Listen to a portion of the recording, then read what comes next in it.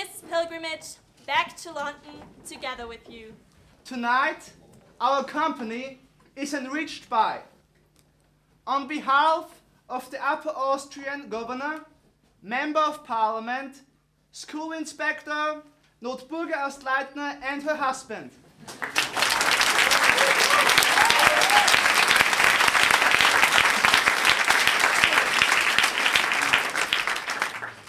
School Inspector, Hofrat, Magister Franz Kappelmüller.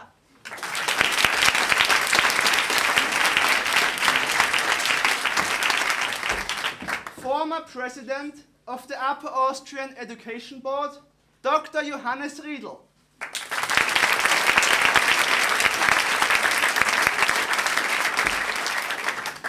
Head of Bundesoberstufen-Realgymnasium Perg, Frau Direktor, Magister Lucia Schneider.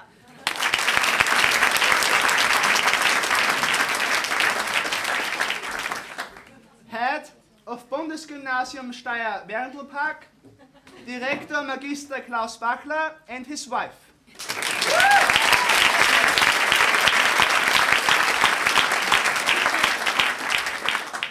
Several members of the school board and our Parents Association.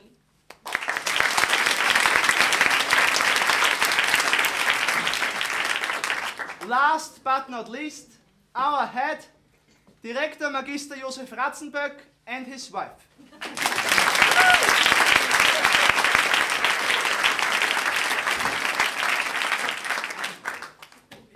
And remember, we're in the 14th century. Mobile phones aren't invited yet. We gather together again on the eve of our return journey to London from Canterbury. Unless you're too full of prayer or ill, you should all know me by now. Harry Bailey is the name, host of the Tabard Inn in Southwark. It was there we started our pilgrimage this year, and there we will end it. Hey Harry, who is the lovely wench by your side? Did the Lord answer your prayers and send you a nice piece of totte? Really, sir, we have been in a holy pilgrimage. Such profanity is most inappropriate. I fear at this moment this pilgrim is fuller with ale than holy matters. Quite right, lady. I praise the Lord, now I drink to him. This lady is my wife, Mary. She has been visiting an aunt here in Canterbury and will be returning with us to London. My prayers were indeed answered when we were married many years ago. No offense, Harry. She's a fine-looking filly. Harry, pilgrims, I've just noticed the celebrated Geoffrey Chaucer is with her company. I told you, my dear, Mr. Chaucer has honored us with his presence on our pilgrimage this year. And so, sir, you will journey with us from Canterbury. Splendid! Ladies and gentlemen, distinguished author and Member of Parliament, Mr. Geoffrey Chaucer. Welcome, sir.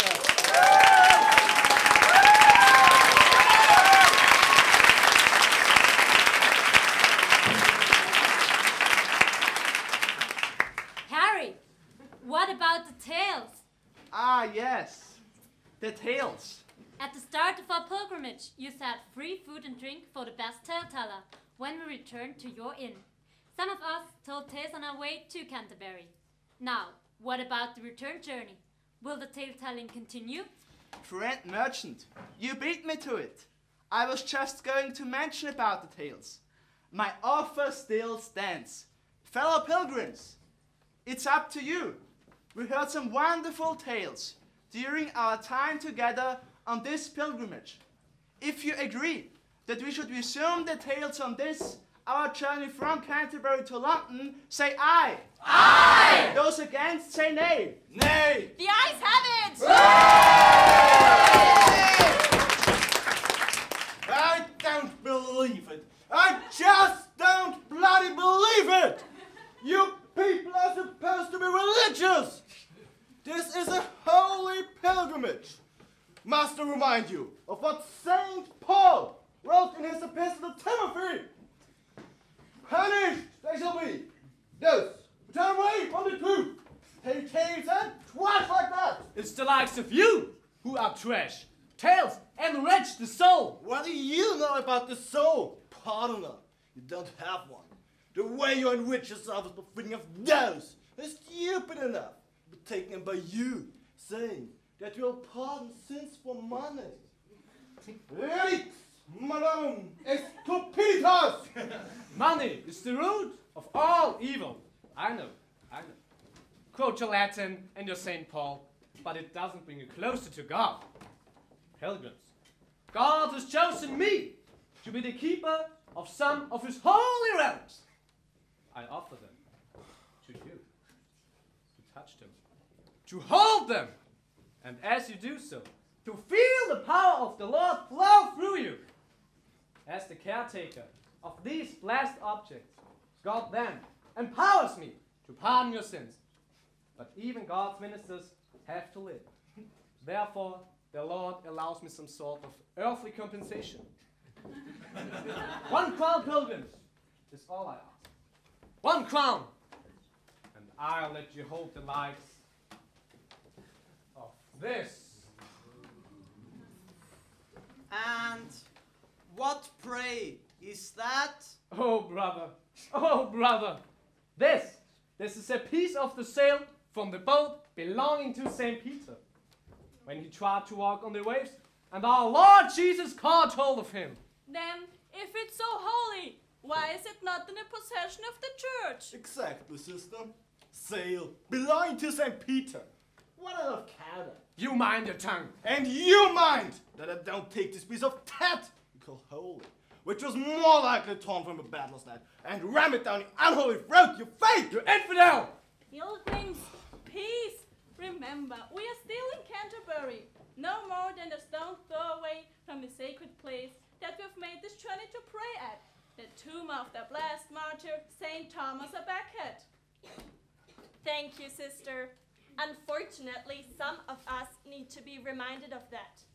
Apropos St. Thomas, there is something a few of our fellow pilgrims have prepared and would like to present to the rest of us. Yes, let us introduce you to... Sorry, Pilgrim, I've forgotten your trait. I'm a cook, and this is my assistant. Pleased to meet you. Are your players ready? Indeed, they are. So tell us, what are you going to present? Well, we have devised a short play about St. Thomas a Becket and the King. It's called Thomas and Henry. Most appropriate. Ladies and gentlemen, let us give our players some space. Friend cook, please prepare your playing area.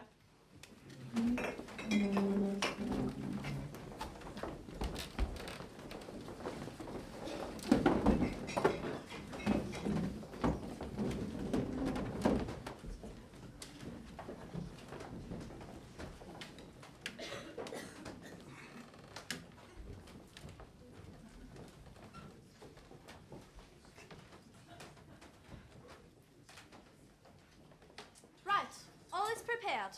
We are ready to begin.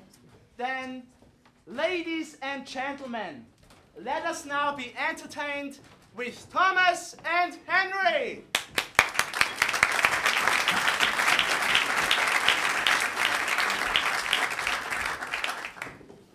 The year is 1161. Henry II is King of England. Ladies and gentlemen, His Royal Majesty, Henry II! His Majesty, Henry II, King of England! Oops. His Majesty, Henry II, King of England! What's the matter? Oh dear. Jenny! It's my father! But I thought you said that he would be away for hours. He has come back early! Jenny, open the door! Oh, no! When he sees us, he will kill us! But I'm the king.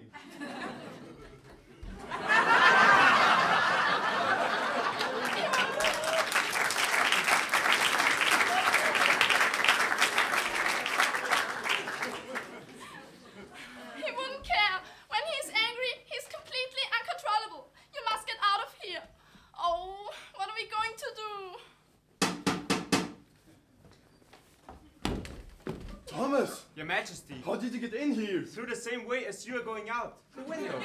But we are one floor up. I've secured the horses together, stood on one and climbed up. Now, all we have to do is to jump down on them and ride away. Jenny, open this door at once. Come on, Your Majesty, we've no time to lose. Thank you, my dear. Ever willing to please your majesty. And you did, my dear. Indeed, you did. Just give us time enough to ride away. Then let your father in. Adieu. Adieu, sweet Jenny. Adieu, your majesty.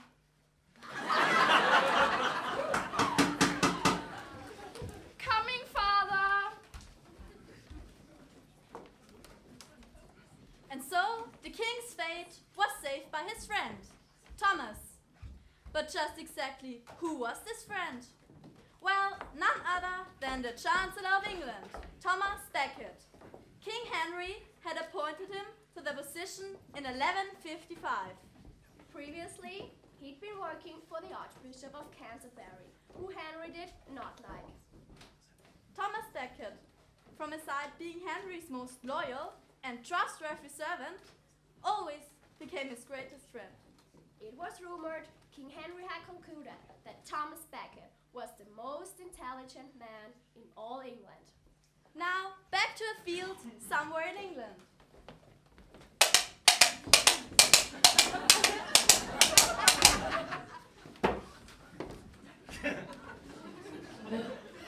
Oh, Thomas, you're my dear friend and savior. Well, I went off for a little ride when I left you at the girl's house. It was then that I saw the father coming back. I knew there'd be trouble, so I rode back as fast as I could. What would I do without you, Thomas? I thank God for the day we met. You were quite a tearaway, my friend. Were, Your Majesty? Still are, but I can drink you under the table any day. That said, you are an upright man, Thomas. The noblest man in my kingdom.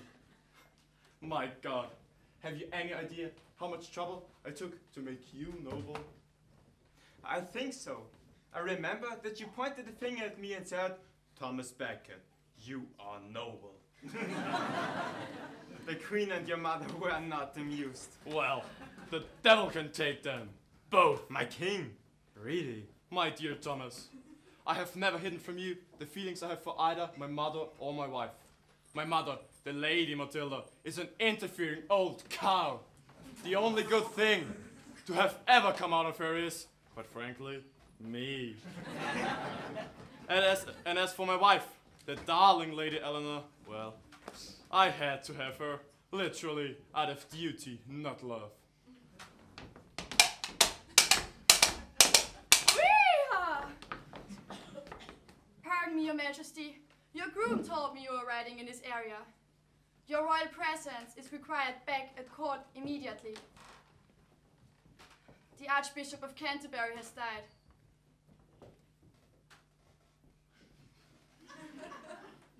God rest his soul. Oh, he will, he will. And he will be much more used to God than ever he was to me. Now, right back to court and inform whoever that I'm on my way back. Yes, Your Majesty. Now those stand bishops will be climbing over one another to be appointed the new archbishop. Well, the power of the clergy has been increasing over the years. Yes, I'm well aware of that. I fear that the power might one day rival that of my own. Indeed, my king, that could well be the case. And that must never be the case. But what can I do to prevent it?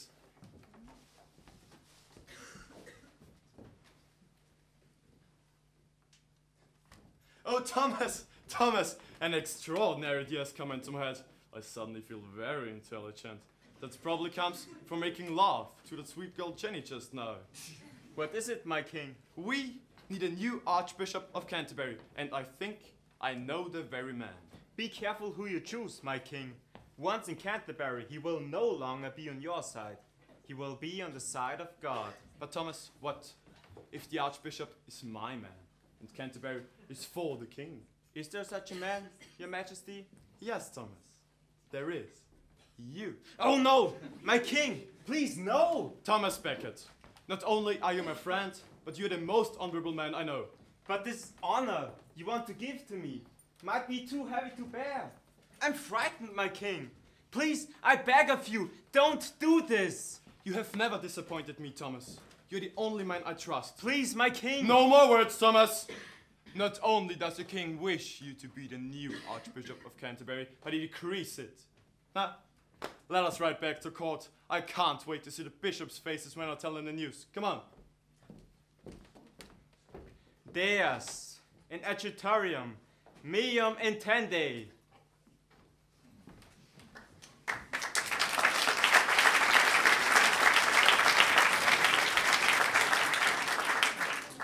A few months later, in 1162, Thomas Becket was ordained as Archbishop of Canterbury. If King Henry believed that by having his man at the top post of the church, he could easily impose his will on this powerful religious institution, he was sadly mistaken. Becket's allegiance soon shifted away from the king. He defended church law and the right for religious wrongdoers to be tried by the church's canon law, something King Henry was strongly opposed to.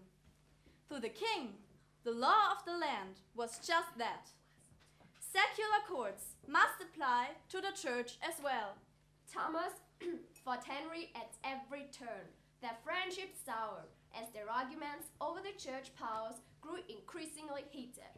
In 1164, realizing the extent of the king's displeasure, Thomas went into exile in France. Back in England, Henry agonized over what had become of his friendship with Thomas.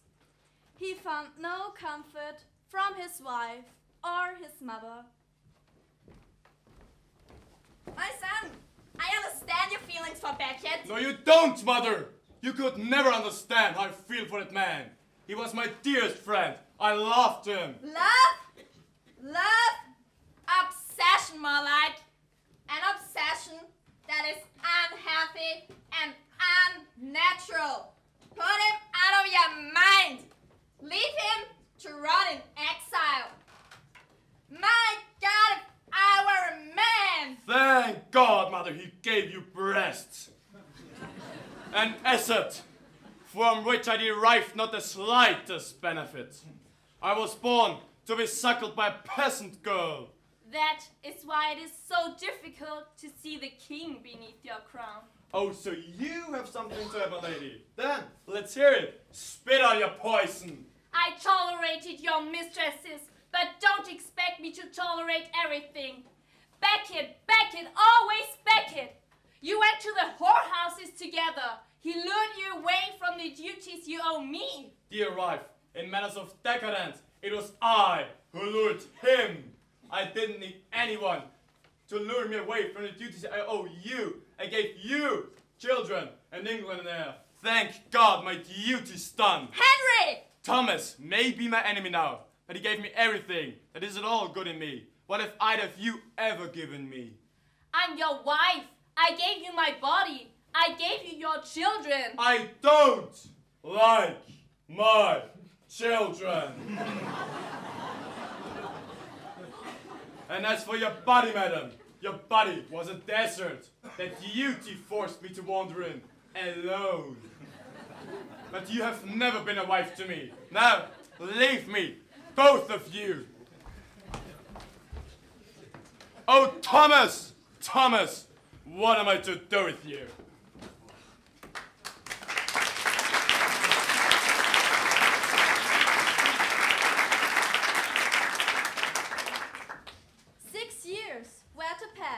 Before Thomas and Henry were to meet again. Then it was in France. It was November 1170.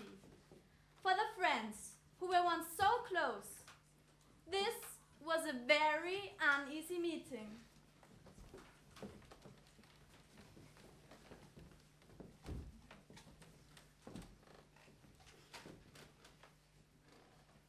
You look well, my king.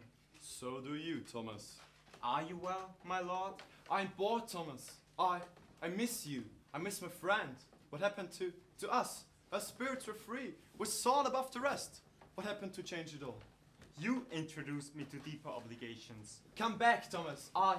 I asked you to come back to England. Thank you, my king. Then we can be friends once more. I don't think... You don't think what? I thought you would jump at a chance to return to England. What are you waiting for? For the honor of God and the honor of the king to become one. That may take a long time. A long time, yes. I am the king, Thomas. And so long as I'm on this earth, you owe allegiance to me first. I'm prepared to forget a lot of things for the sake of our friendship, but not the fact that I am the king. You taught me that responsibility. I know, but we have different tasks now, you and me.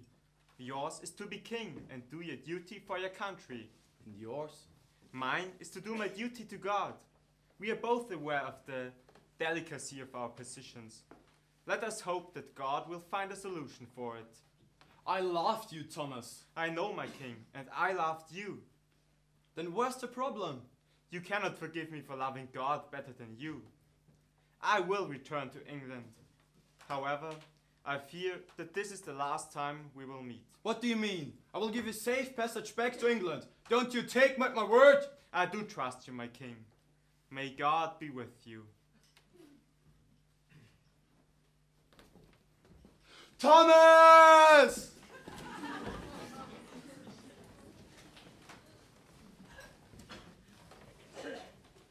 Thomas returned to England. Not long after, he asserted himself yet again in his stance that canon law and judicial law should be separate. News of this soon reached Henry's ears in France. One night, a month later, King Henry was drinking heavily with some of his knights. It's funny. It's too funny. Becket is the only intelligent man in my kingdom, and he's against me. Me, the king.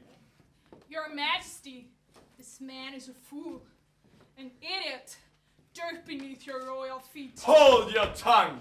I've confided to you my hate for him, not my love. Don't ever insult him to my face. Pardon, Your Majesty. He's been an amazing man, you know. He's drunk and womanized to his way through London, but now God has made him honorable, so honorable that he dares to stand against his king. How did the people greet him?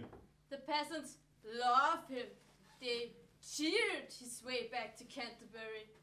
He left England a fugitive and exile. Now he's returned a champion. He's found an affection in the common people that has always been safe for their king. Oh God, I loved him. I still do. But I can do nothing so long as he's alive. I tremble. I am the king, and yet I shake. He mocks me, and against him, I'm as useless as a woman. What cowards have I in my court that care nothing for allegiance to their king? Will no one rid me of this meddlesome priest?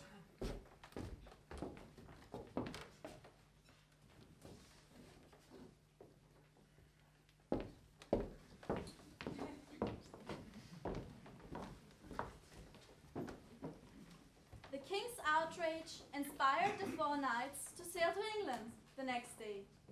They then made their way to Canterbury. On the afternoon of December the 29th, they entered Canterbury Cathedral.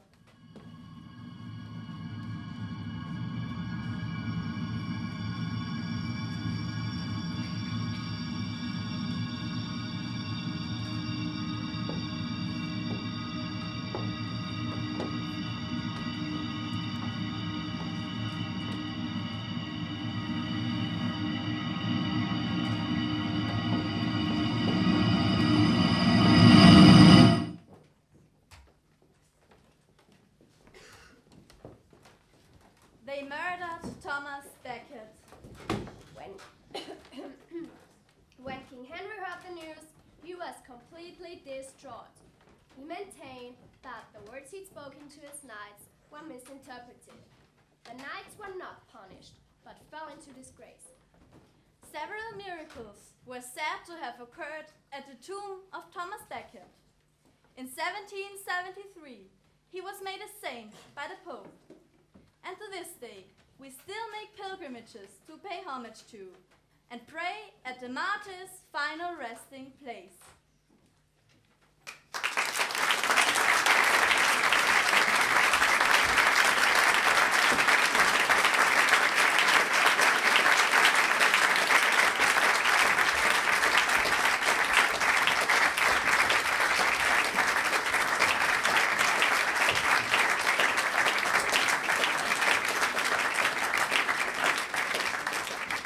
An excellent story. I have to admit, there were things in this story I had no idea about. They did paint Thomas as quite decadent before he became Archbishop, though. Well, sister, he was only human. The ways of the flesh can tempt all men, even the most pious. No offense, brother priest. None taken. It's all a matter of priority and control, friend Miller. Brother, I know that you don't do, well, how shall I say this delicately? Put it this way. We all like a little bit of this, and a little bit of that, and a little bit of the other, and you don't do the other. But do you ever do a little bit of this? The good Lord gave us the grapes from which we get wine. I do not shy away from enjoying God's nectar, occasionally. In moderation, of course. Indeed, some of the best wines are produced by monasteries. Quite right. And beer. Let us not forget beer. Brother, you are a fine fellow. I like you. You are drunk, sir. Quite right, sister. And what's more, I was drunk last night. And drunk the night before. Gonna get drunk tonight like I've never been drunk before. I like you, I know that you like me. But when we're together, we're in perfect harmony. Sing glorious, sing glorious. One barrel of beer for just the four of us. And glory be to God that there's no more of us. For one of us could drink it all alone. Pissed last night and pissed the night before. Gonna get pissed tonight like we've never been pissed before. We're good friends, as happy as can be. Bonded for life in a gleeful company. Sing glorious, sing glorious. One barrel of beer for just the four of us. And glory be to God that there's no more of us. For one of us could drink it all alone. Sing glorious, sing glorious. One barrel of beer for just the four of us. And glory be to God that there's no more of us. For one of us could drink it all alone.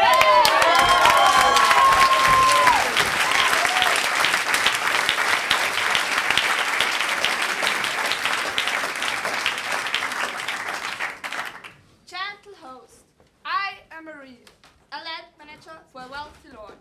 In fact, I am on this pilgrimage with some of my workers. And with their help, there is a tale I would like to tell. Then, friend Reef, let's hear it. I hope it's a funny tale. The two chaps in the last tale were a bit serious. Well, Pilgrim Miller, my tale is indeed witty and also concerns two friends, and a miller. And a miller? I like this tale before I've even heard it. Well, I will just check with our friends to see if they're ready enough to help me present my tale. Friends, let us give our tale teller some room.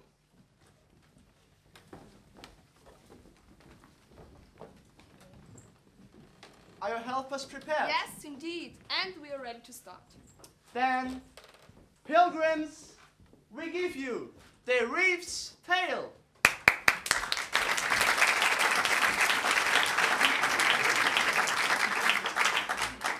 Not far from Cambridge lived a miller. Simpkin was his name.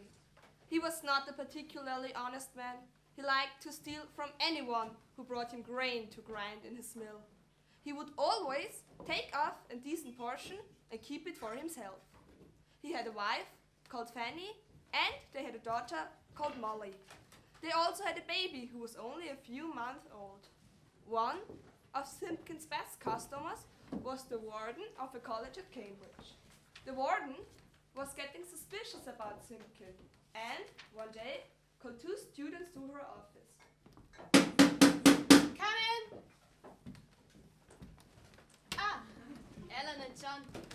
You wanted to see us, Warden? Yes, I have a little job I wanted 2 of you to do for me. Do you know the miller, Simpkin? Yes. We've met him a couple of times. And his lovely daughter, Molly. He has a bit of a reputation. Dishonest, tricky, and sometimes aggressive. You described him perfectly. He's also very protective of Molly. So I've heard. Now, boys, I've used him for quite some time to grind my grain. However, I'm disappointed with what is returned to me. I have the feeling that Simpkin is creaming some of my grain off for himself. Now, old Jonesy, who usually takes my grain to Simpkin, is ill. Therefore, I'm taking the opportunity to send you 2. You are clever boys. I want you to watch Simpkin closely. Don't let him out of your sight. I don't want that swindler to steal 1 more ounce of my grain. Do you understand? Yes. But, Warden, how will we get there? We haven't got a horse. You can take my best stallion, Dobbin. He is strong and can carry both of you and the grain. So, here's money for the milling. Now, off you go. Good luck. And see that you come back with my right share of flour. Trust us. Goodbye, Warden. Goodbye. Goodbye, boys. And so, Alan and John collected the warden's grain and his best horse and rode off to Simpkin's mill. Sidestep. Canter. Trot. Walk. Stop! Piss off! Hello, Simpkin! Good day, Alan and John. Good to see you. Good day, Simpkin. Hello, boys. Good day, Mrs. Hello, Ellen. Hello, John. Hello, Molly. What brings you to my mill? We're helping the warden. Old Jonesy is very ill and cannot do his job. So we have come with the grain for you to mill to flour. I'll grind your grain, but what will you do while I'm doing so? I will stand by you as you grind. I'm very interested to watch the process. I have never seen it done before. Me neither. I will watch too. But it's tedious work. You will get bored. Hey, Simpkin. We are students. We are used to sitting through boring lectures. Yeah, nothing can be more tedious than studying. I'm sure there's an art to what you do. It will be more interesting watching you than any lesson back at college. I am not so sure about that. Well, one of you, tie up your horse just over there in the barn. The other, give me the grain.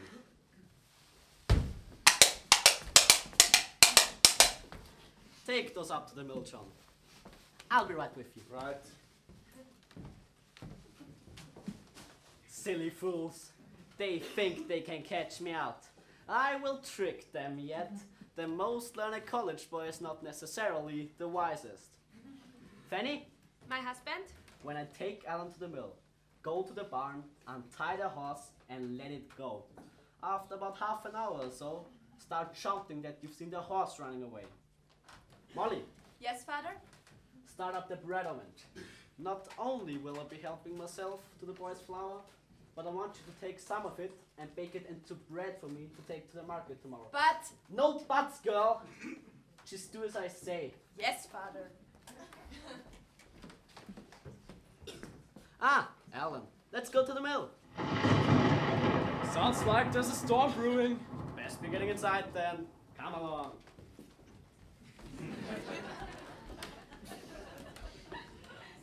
Ever the dutiful beautiful wife, Fanny, did as she was told and let loose Dobbin the horse. Molly stoked the oven.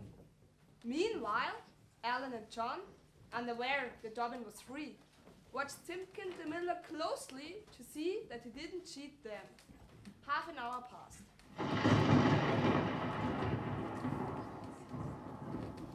Alan! John! Come quickly! Your horse is loose! Alan! John! I've just come from the barn. Your horse is gone. It must have escaped. Oh my god! It must not have been tied up strong enough. Alan, you idiot! I tied the rope tightly. Maybe he was frightened by the thunder. Horses can have great strength when stressed. So I've heard. We must go and catch it, or the warden will kill us. Which way do you think he might go? Well, there are many open fields around here. Best go up that hill first. Maybe you can see him from there. Come on, John.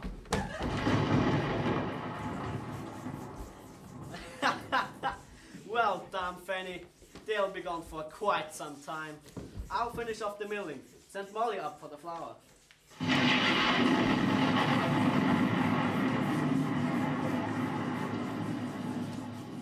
The two boys saw Dobbin from the hill and chased after him. Dobbin enjoyed his freedom and the rain. As soon as Alan and John got close to him, he galloped away. To him, it was a great game. The boys were not amused, as they got wetter and wetter. Hours passed before Dobbin allowed himself to be caught. The two boys then returned to the mill.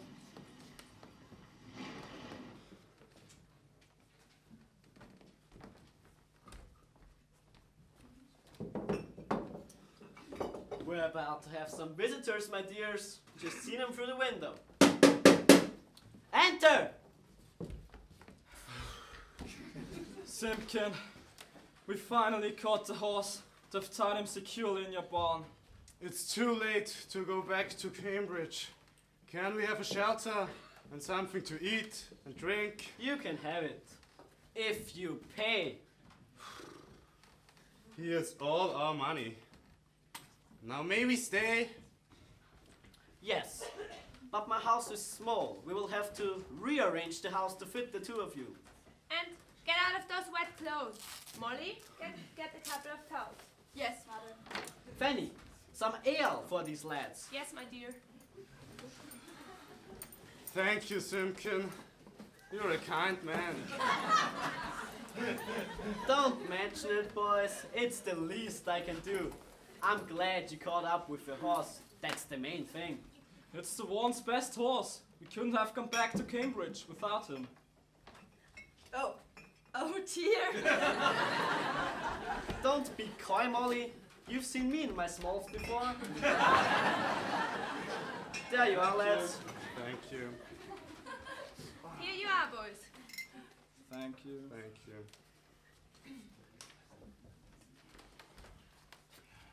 A toast. Here's to those that wish us well, and those who don't can go to hell. Here's to those that wish us well, and those who don't can go to hell. Well, boys, your grain is all ground. Thank you. Cheer up, lads. You've had a bit of an adventure. Something to tell your mates about when you go back to college. No way. I think we'll keep this to ourselves. Yeah, if the warden ever got word that we nearly lost his best horse, that'd be hell to pay. Ah, well, everyone is safe now. Summer ale, Fanny. Yes, my dear. Let's sing a song. Alan, John, I bet you know some good ones. Of course, but probably more suitable for a pub than a dinner table.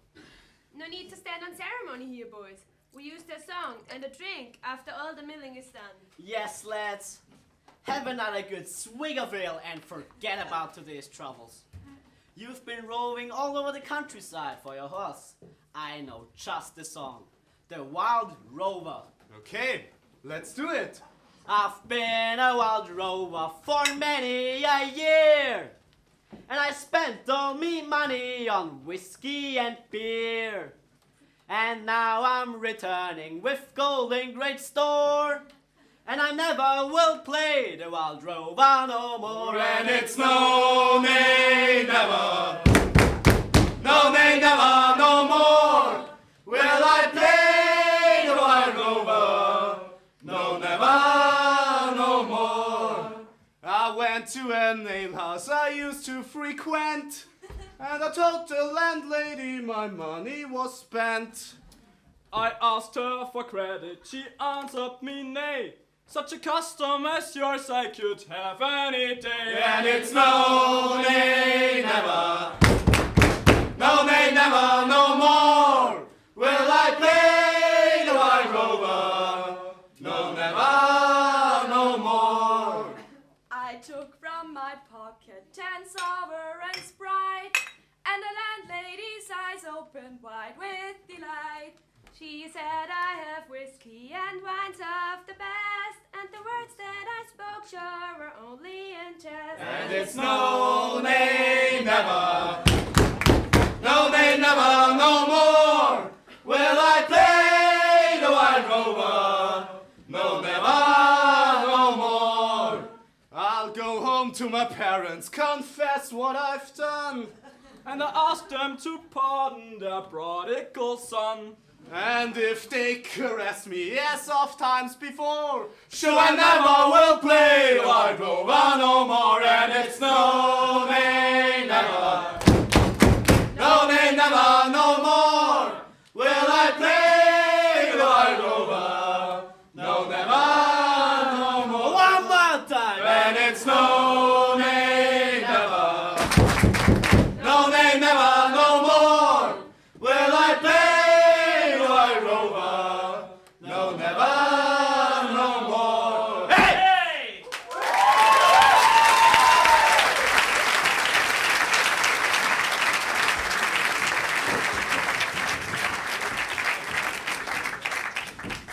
The family and the boys ate and drank until midnight. Then it was bedtime. The bedroom was set up with 3 beds. One for the miller and his wife, another one for the 2 boys, and one for Molly.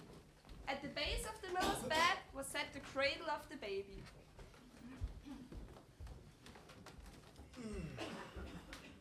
Good night, Simkin. Good night, boys. Good night, Mrs. Night, boys. Good night, Molly.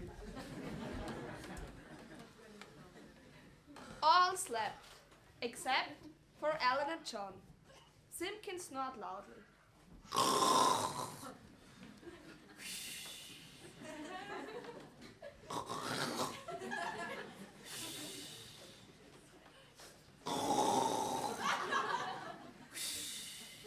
I can't sleep.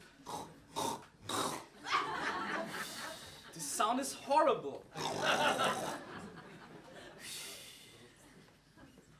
I know what I'm going to do. To get back at the double-crossing miller, I will sleep with his daughter.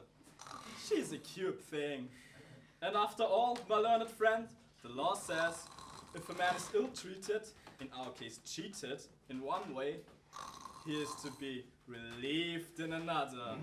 But, Alan, the miller is a dangerous man. Should he wake, he'll kill us both. He can go to hell. Have a good night, my friend.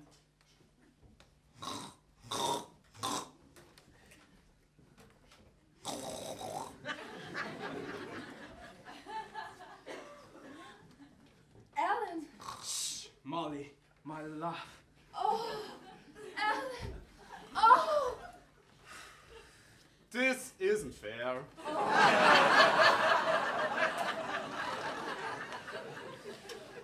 We were both cheated, but only Alan is getting relief. Oh.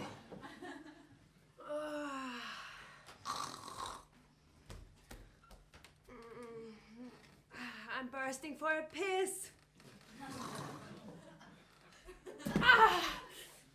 Damn cradle. Can't see the bloody thing in the dark. I've got an idea. John, my lad, time to get some relief. relief.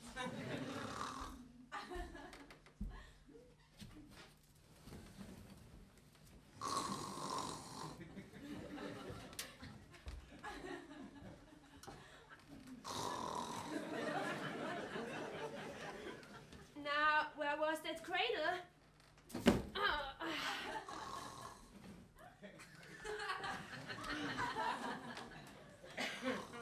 Oh, Simpkin!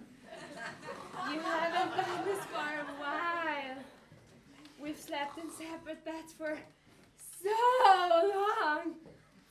Oh, I've forgotten how passionate you could be. Oh, Simpkin! Oh! And so, for most of the remainder of the night, much relief was had by Alan and Molly and John and Fanny. A new day dawned.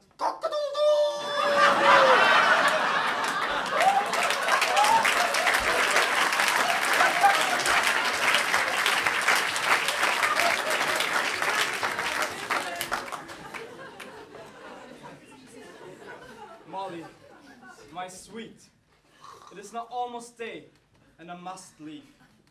But forever, I'll be yours. Ellen, go now and fare you well. But before you go, I must tell you. My father, he stole some of your flour, and he made me bake it into bread. You'll find it by the door. He was going to sell it at market today. Take it and the flour to your warden. Goodbye, my love. And mind the cradle when you go back to bed. I will, my love. Thank you. Blimey. Still so dark. But I haven't bumped the cradle, so this must be John's in my bed. John, wake up! I have, this short night, made passionate love to Simpkin's daughter. You what? You bastard! I'm going to kill you! Help! The devil is upon us! Ella, we must get out of here! Help me, John! Simpkin's strong! I save you, my husband! Goodbye, Ellen! Goodbye, Molly, dearest! Let's get out of here!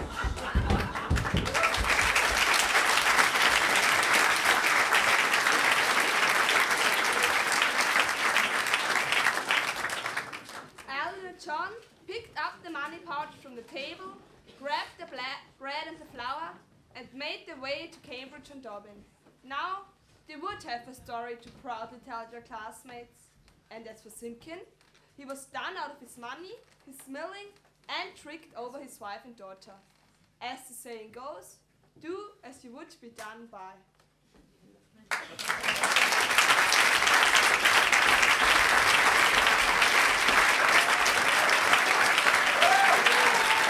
It was just a story. Well, I'm a nice miller.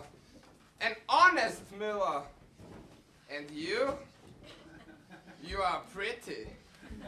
I like you. And you are very drunk. Harry, Mary, pilgrims, my son Robin and I would like to tell a tale. We would be honored to hear it, friend knight. And have you any willing friends to help you present your tale? Indeed I have, dear lady. Then let's give the knight and Robin some space. I may be drunk, but I can still appreciate the beautiful woman. Lucky sod. Off you go, my friend. Ladies and gentlemen, The Knight's Tale.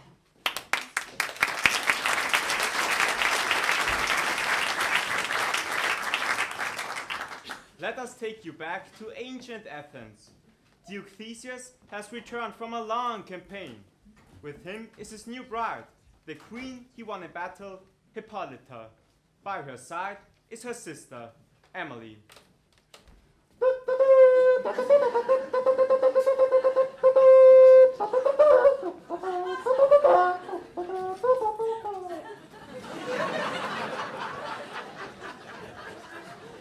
People of Athens, we welcome home our victorious Duke, safely back from his campaign.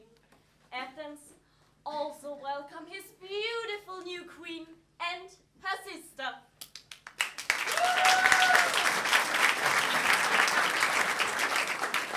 Most gracious Duke, hear us!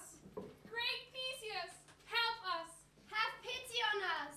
We beg for mercy, great Duke! Who are you? We are sorrowful widows. Our husbands are attacking the evil King Creon of Thebes.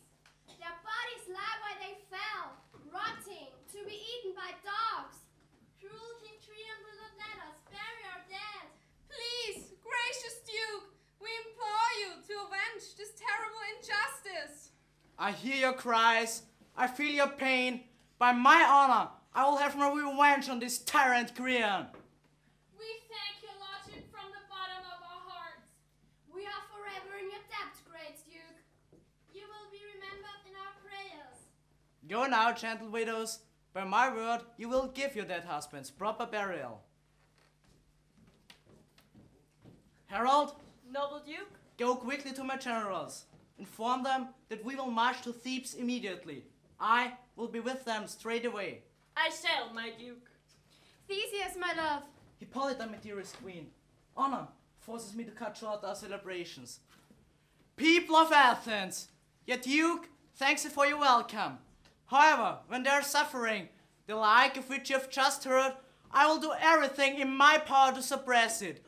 I will return once more after I have crushed the evil that is King Creon.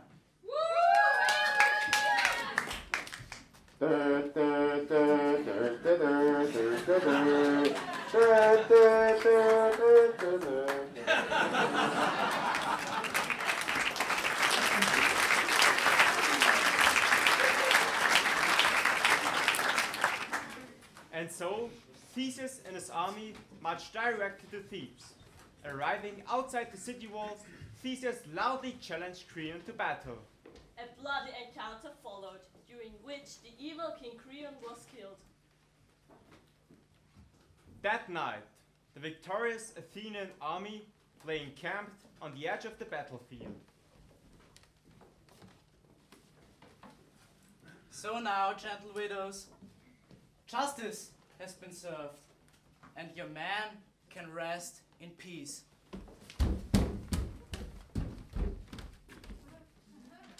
Pardon, my Duke, we found these two alive on the battlefield. They claim to be cousins from the Theban royal house. Who are you? My name is Palamon. And I'm Archete. What shall we do with them, my lord? Take them to Athens at once. Well, Palamon and Archete, you are now prisoners of Duke Theseus. Soldiers, see that they are locked away in the high tower of my palace. There they shall remain for life. See to it! We shall, noble lord.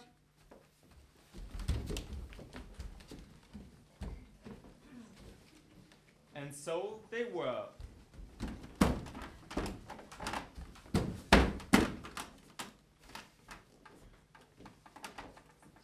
And so they lived for several years, locked up in a stone tower with no hope of escape.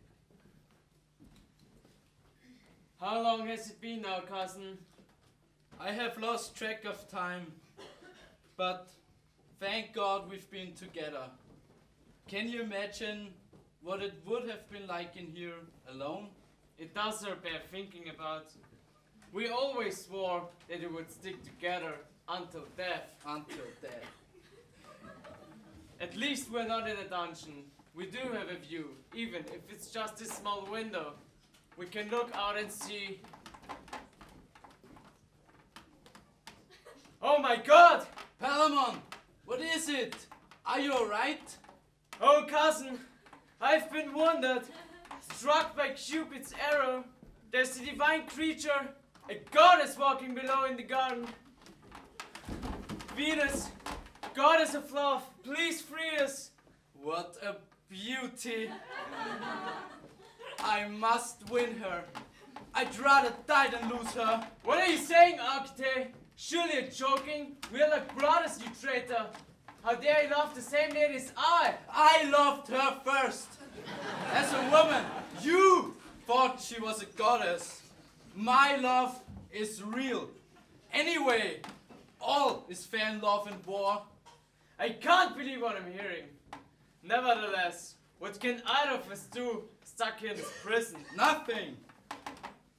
Absolutely nothing. We will just have to live and cope with our unrequited love for this lady, whatever we think of her.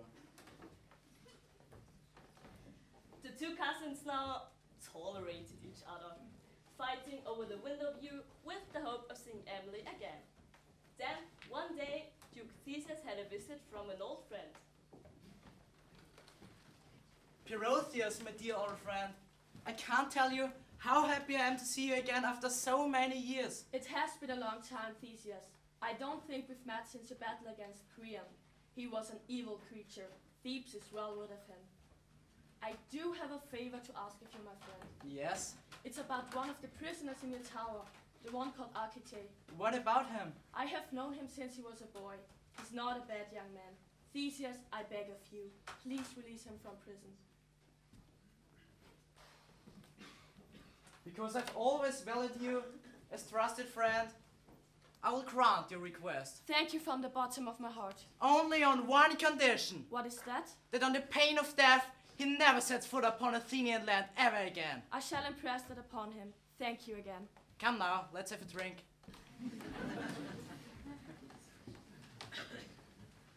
You! Come.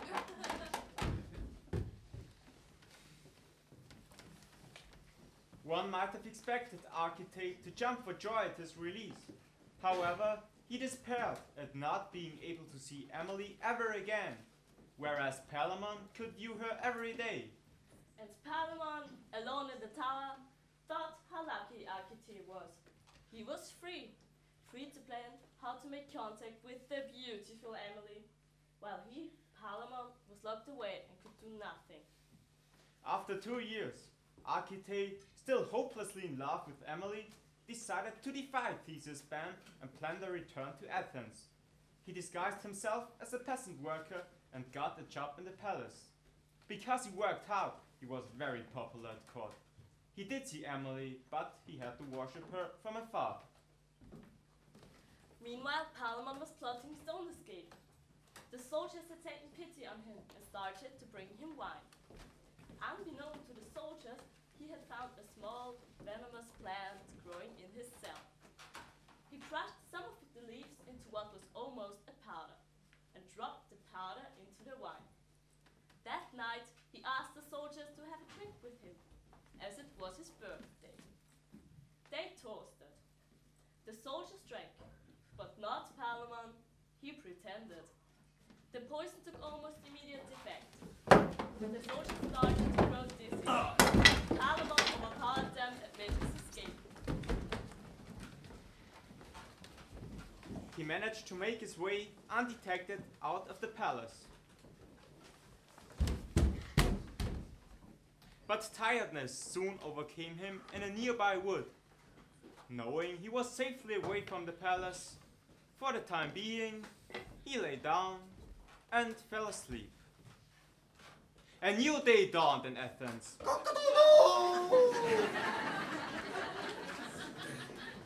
Full of the joys of spring, Archite was up early to pick some flowers to adorn the palace where Emily sat at table. Oh, Emily. Dearest Emily. If only you knew how much the person who put these flowers on your table loves you. Archite is my name, and I am not a lowly servant in your palace, but of Archite, you traitor! My cousin, my brother, thief of my love, I kill you! Love is free, foolish cousin. I don't know how you got here, Palamon, but you sure as hell will not leave alive. Stop! I commanded to stop! Soldiers, part them! This is he, my lord, the escaped prisoner Palamon. He was the one who dragged us last night. This is a servant from your kitchen, my lord. What is your name? I am Archite, who you banished from Athens. You were not to set foot in Athens or you would be put to death. My lord, we would both of us happily go to our deaths. We both burn with love for your sister-in-law Emily. For her, we're both prepared to die. I have heard your confession, and, as he suggests, you shall die! No! Have mercy, Theseus. Remember, you too were once stung by the arrows of love. These are not two commoners, but of royal blood. But they are slaves to love. Look at the two of you. You've given up your chance of freedom, all for a woman who doesn't even know that you exist. Even so, Emily cannot marry you both. But I will say this, you certainly are honorable. What is to be done? You will come back to the palace with us. Tomorrow, you will fight like noblemen. To the winner, I will give Emily's hand in marriage. Come now, away.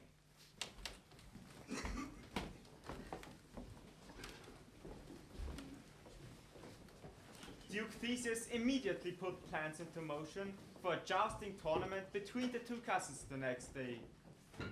The night passed slowly. The next morning, Emily was up at dawn. She made her way to the temple of Diana.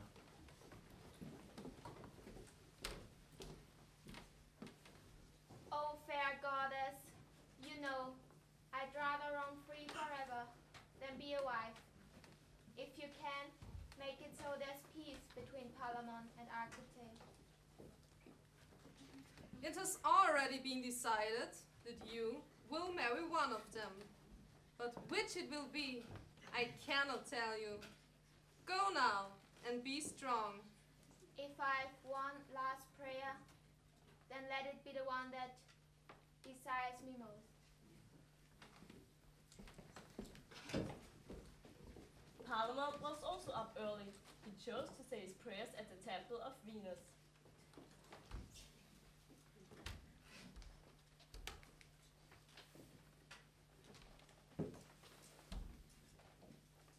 Venus, goddess of love, take pity on me. I don't ask for honor or glory.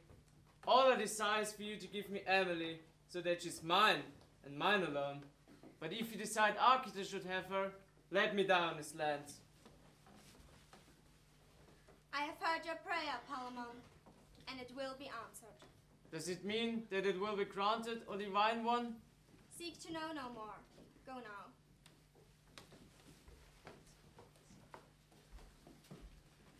In the temple of Mars, Arcite prayed to the strong god of war.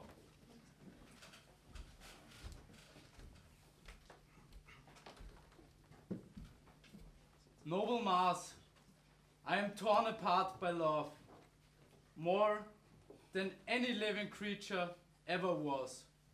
Bring me victory. That's the only hope I shall ever have of winning Emily. Victory is it?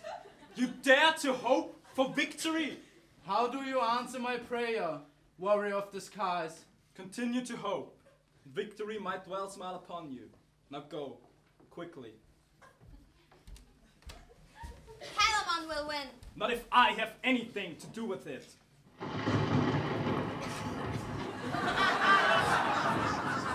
Why, Saturn? What brings you here? Someone has to decide who wins this day.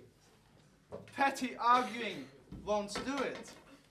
Mine is the widest orbit around the sun, and my power is greater than either of yours.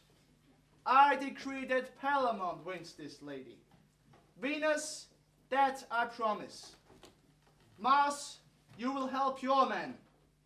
But the outcome of today has been decided.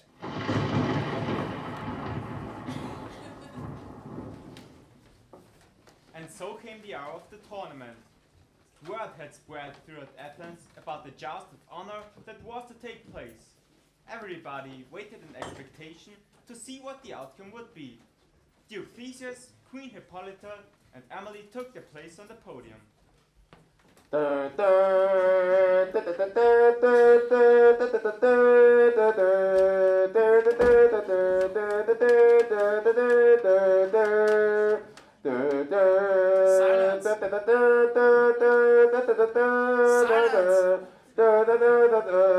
Silence! Pilgrims, I kill you!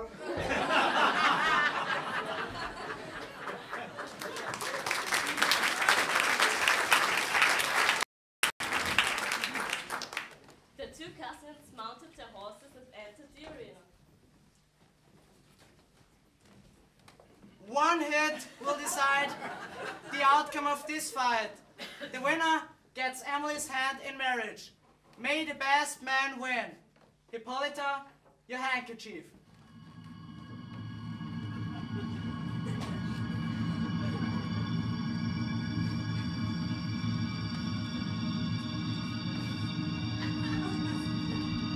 Ah! I did it! Emily is mine! I am disgraced beyond belief. Saturn, you said. Hush, daughter. Mars may have had his way, as his knight has been granted his wish. Victory. However, you too will be satisfied. Ah! Architect!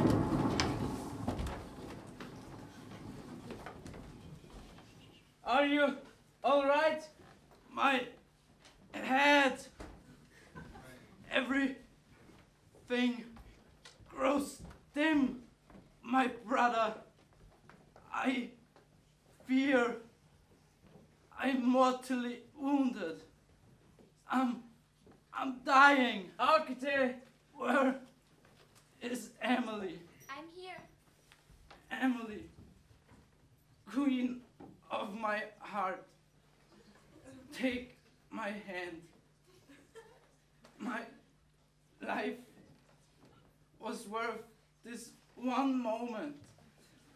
Your hand in mine. Now I can die happy.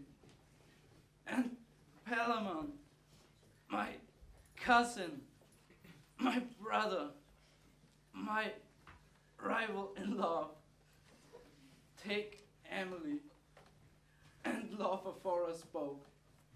Emily, no man is worthy of your love in return.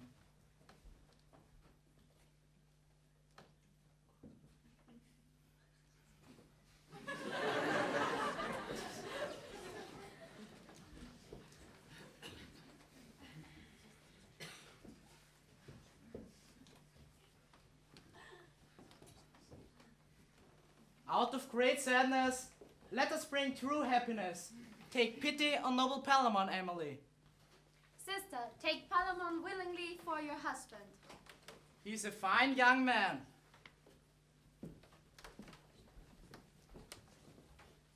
From two sorrows, we'll now have one perfect joy. Palamon and Emily were married soon afterwards. And knew much happiness for the rest of their lives.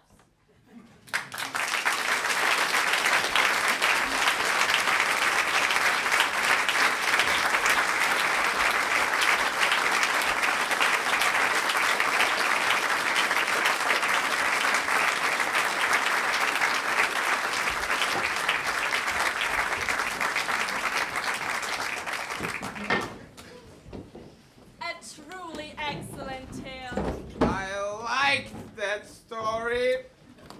Pilgrims, it's getting late.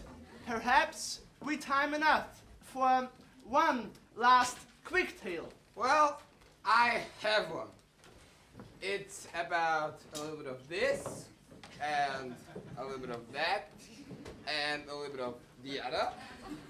The end of the world, and a red hot poker up the ass. Well, really? I don't think so, Frank Miller. You see, pilgrims, how the devil tempts souls with the evil that is drink. How he reduces people to this. Shameful behavior, truly shameful. But I could help you turn away from the demon drink. I have here a piece of the spear that pierced the flesh of our Lord Jesus Christ while he was on the cross. Hold this with just one crown.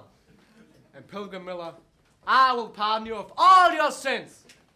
This is truly sacrilegious. If I had a red hot poker, pardoner, I'd shove it up your ass. I like This is getting out of hand. May God forgive you. Oh, go to the devil. And you can rot in hell. Do I know you? I don't think so. But I like you. Shall we have a drink? Oh, why the hell not? I've never come across the likes of them before on any of the pilgrimages I've been on. I have a short tale, a sort of entertainment I would like to tell you all. We have found some helpers too, who are not afraid of, how shall I put this, not afraid of having some silly fun. It's a little story that I wrote for younger people, but it can be enjoyed by all ages. Then let us hear it. Are you ready to tell it? Yes, I think so. Then let us clear the plague area and hear the nun's priest's tale.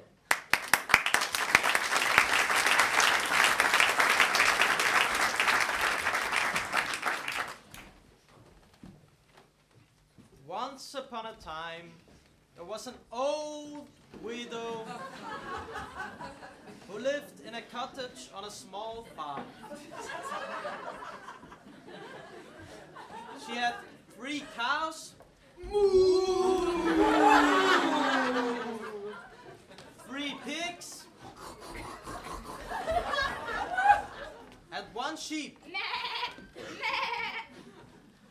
But of all her animals, the widow was the proudest of her 3 hens.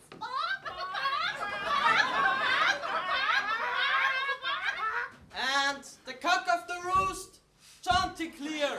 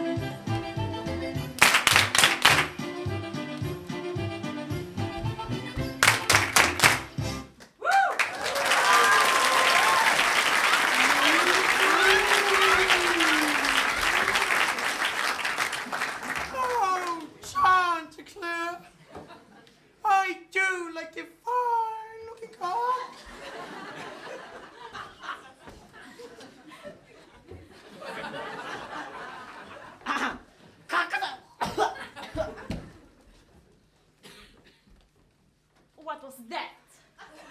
I don't exactly know. You have the reputation of having the finest voice in this area. I know. Then what was that all about? I'm stressed. Stressed? Over what? I had a terrible nightmare last night. I dreamt I was in the yard when a fearful beast crept up behind me. It was like a large dog, a dreadful monster. I almost died of fright. Shame on you, coward. Bad dreams are nothing more than a symptom of indigestion. I'll put together a herbal potion that will bring you back to your old self again. You might be right, Bertolotti. However, it is well known that dreams can have great meaning. What nonsense! No, it's not nonsense. Dreams can be warnings of things that might actually happen. Superstitious cow dung. Moo! Enough of that. I'll get you that potion. Oh, well, perhaps she might be right. Large dog. There hasn't been a dog on this farm, well, ever. Put the silly dream out of your mind, Chanticleer. And let's give my morning call.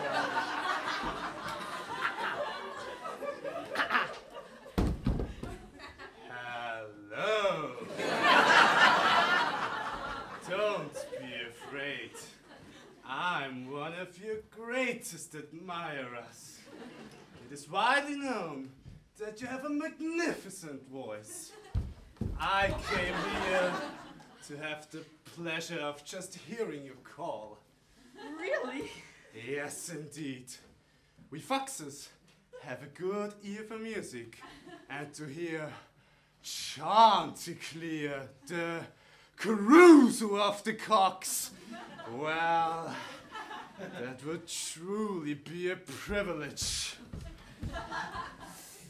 Oh, you flatter me. Not at all. I'm in total admiration of you. Well, I must prepare. First, I must clear my throat. Fine looking throat, if I may say. Oh, thank you. Then, I must stick up my neck. Oh, yes! And now, hear me cry. A fox has got Chanticleer. They've gone in that direction. Help! Help! A fox has got Chanticleer.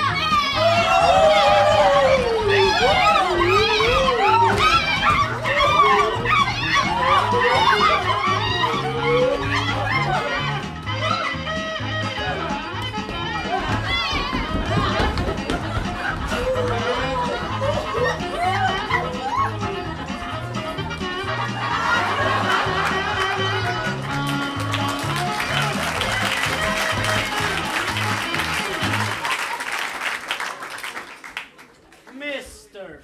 Fox. Why do you let these common farm creatures chase you? I thought the foxes were proud. Why don't you tell them to give up? We've reached the wood. They can't catch you in there. Tell them to piss off and let you enjoy eating me in peace.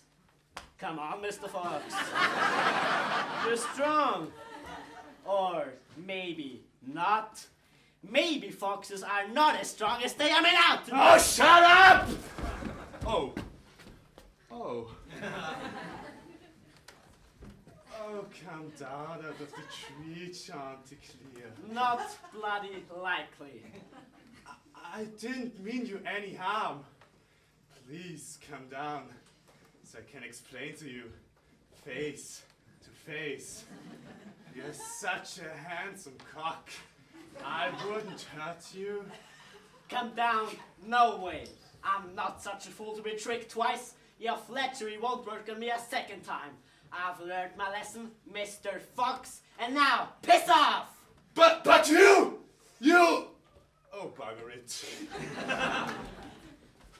How are you? I'm fine.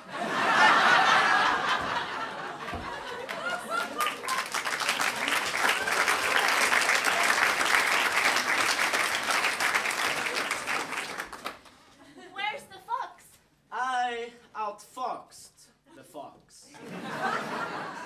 We won't be seeing him again. Oh, you're my fine cock.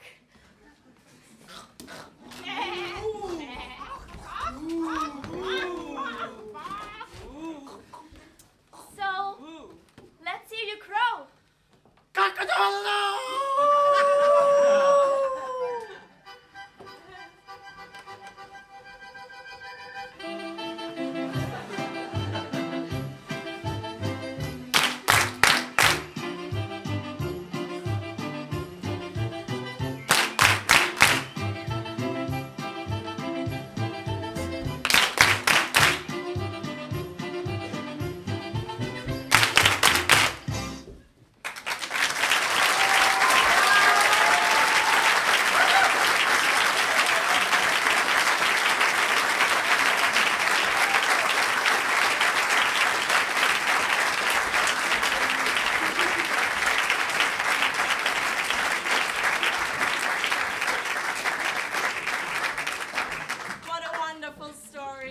And that's it, pilgrims.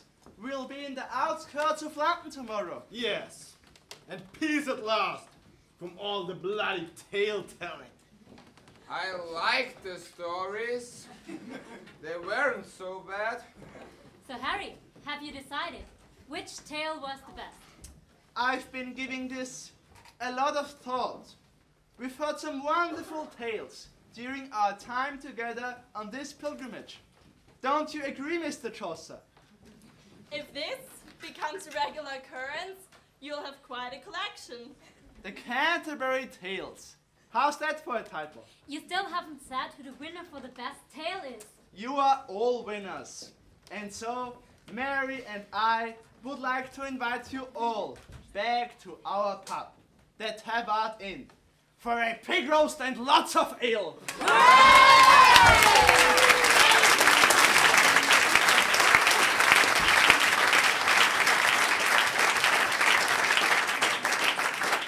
That's really good of you. You and Mary are the best.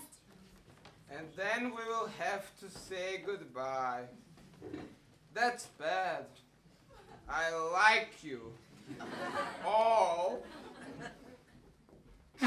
Well, I'll be glad to see the back of some people who have really made me mad on this pilgrimage.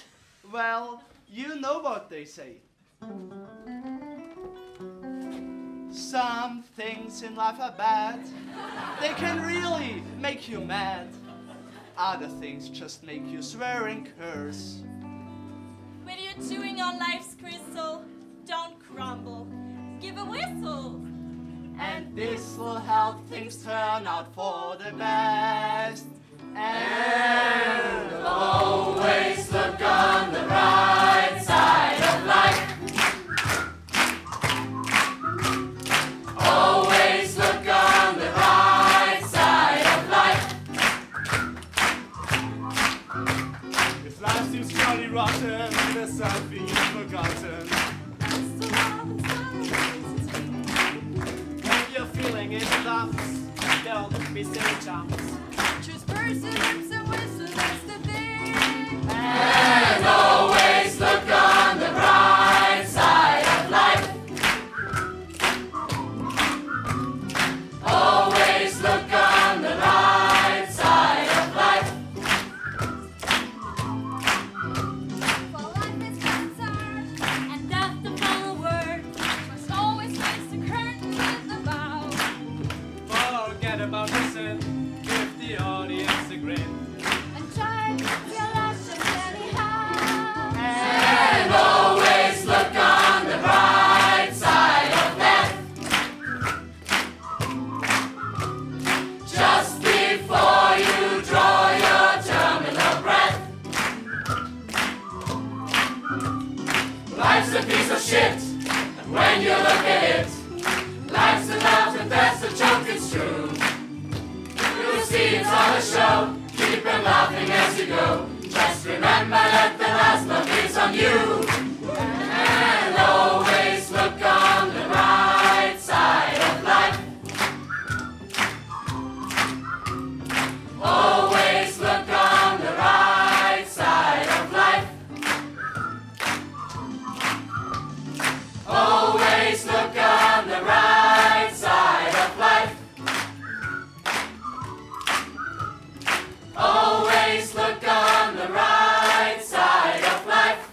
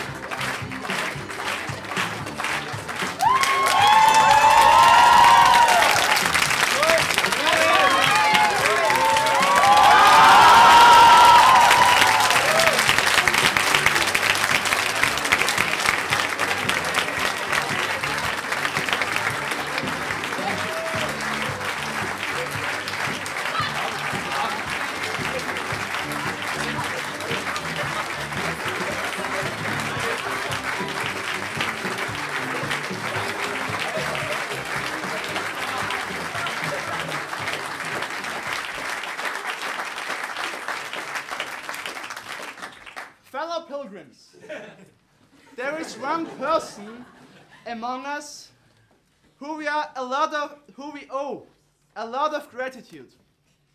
Our author and director, God of Theatre, Mr. David Taylor.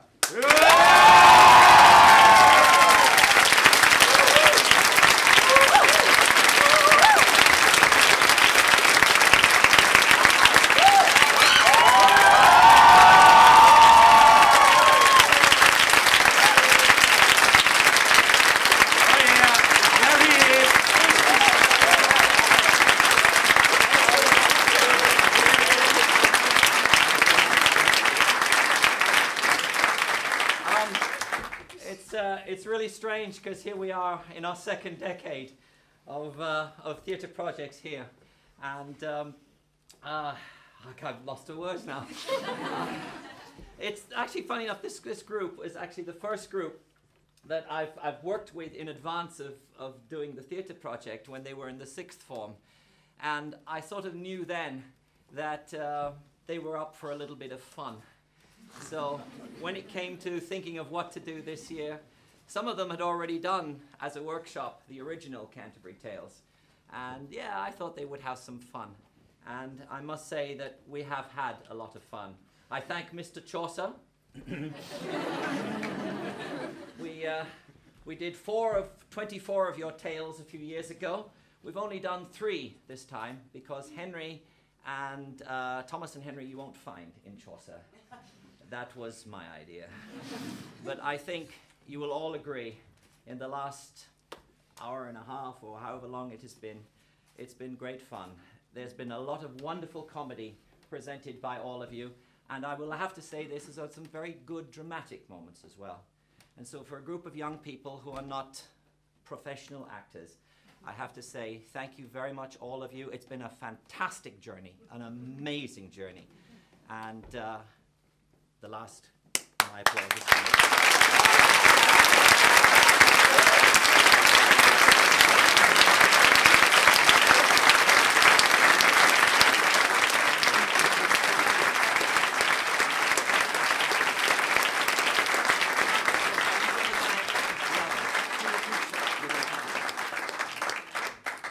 We also would like to thank our English teachers and our 2 teachers for acting, Mr. Bumfried and Mr. Huema.